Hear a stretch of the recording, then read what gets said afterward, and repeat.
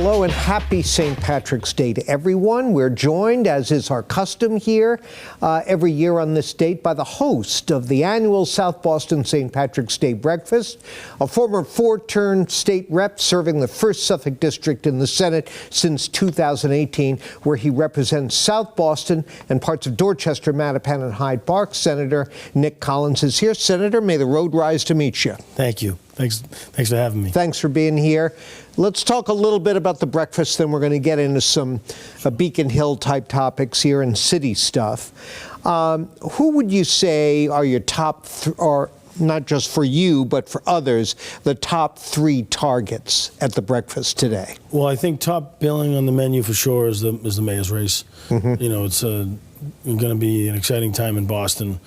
We have the mayor of Boston and candidate for mayor, Josh Kraft. Is he attending? Yes, he's reached out, in the interest of fair time. You going to let him speak? We're working that into the program. Okay. As I said, in about 11:45 or so. He'll get a chance to say a few words. Okay.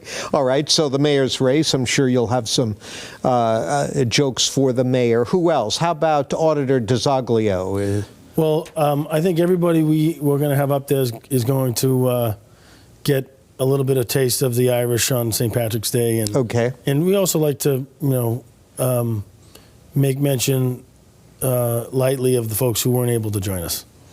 So we'll have some fun with that. I noticed in your press release no Senator Warren or Senator Markey. What's up with that? Yeah, I think they're stuck in D.C., and I think we'll be discussing a little bit of that at the breakfast, too. Okay. You're not going to give anything away in advance here.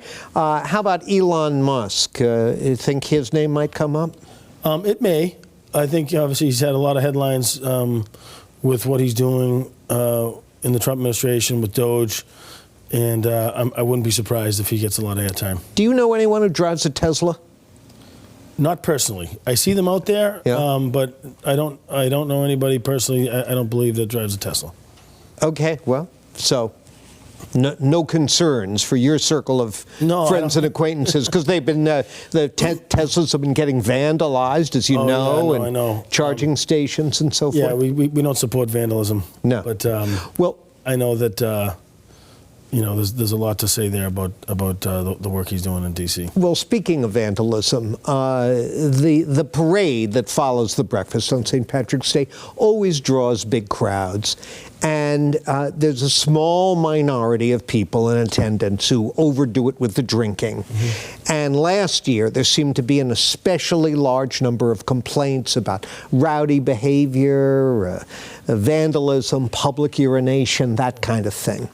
Are you satisfied that changes have been made that'll improve the climate this year?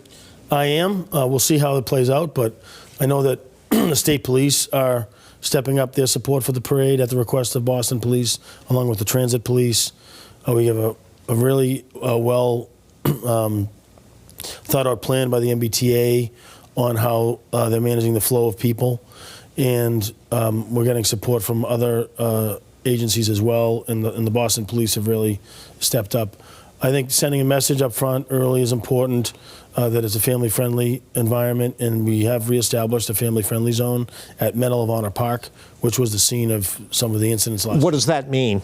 Well, there's going to be some opportunities for young people, like children and families, to engage in some of the things that you'd see at parties and stuff, like bouncy rooms and that. And it's just to create an environment that's welcoming for families. And it's a good stretch of the parade. So the parade-facing side will have a lot of law enforcement.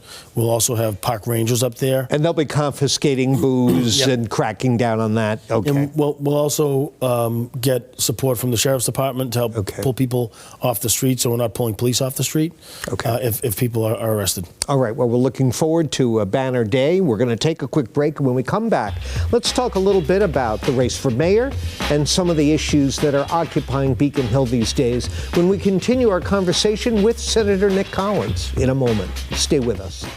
Welcome back to our conversation with State Senator Nick Collins of South Boston. He's the host of the annual South Boston St. Patrick's Day breakfast. All right, we talked about the breakfast and the parade. Let's talk a little bit about city politics here. Late last year, you took some heat from the Wu administration for blocking, along with others, the mayor's plan to boost commercial real estate tax rates to make up for this looming revenue shortfall in the downtown office real estate values. Well, the mayor refiled her bill in January. Any change in your position? Well, I think the change is in the legislation that was filed. I think it was welcomed news that the mayor and her team put in some of the recommendations we made. Such as? Leveraging the stockpiled surplus fund that's been built up over several decades to leverage for rebates, as well as for expansion of residential exemptions and senior property tax exemptions, which we are supportive of. And that's something that we can do with existing resources that don't require a tax shift or an increase in taxes on anybody. Well, that's relief for residential taxpayers. Right. What about the situation with the commercial property owners? Now, these are not people who are in danger of missing a meal, but the bottom line is buildings are going for far less than they were bought for a few years ago. That's going to result in major tax abatements over the coming years, and that could blow a huge hole in the city budget. What's happening with that situation? So my position on the tax shift stays the same. Okay. In that it's unnecessary, it's risky long term. It was advised in a commission report when it was put forth in 2004 that we shouldn't do it again, that it's bad policy. And that it could raise constitutional issues as well. But I think the important thing is we have resources that we can put to bear for property tax relief. The previous proposal was not tax relief. It was a tax shift. Okay. It was baked under and cloaked into the narrative of tax relief for people when all along the tax increase was going to go up on residents by at least 9%. And sorry, over the last 4 years, it was 9.5%, and without the tax shift, the tax rate went up less than a point.